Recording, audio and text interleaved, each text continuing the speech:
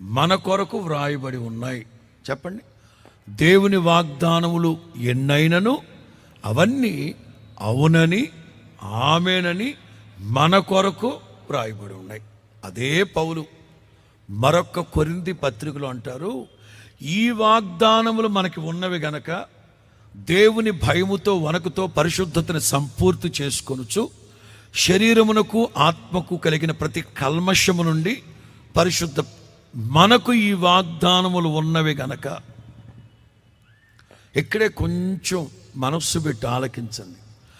మనకు ఈ వాగ్దానములు ఉన్నవి గనక, ఎఫెసీ పత్రికల పౌలు అంటారు, మునుపైతే మీకు దేవుడంటే ఎవరో తెలియదు, వాగ్దాన నియమ నిబంధనలు లేని పరజనులై ఉన్నారు.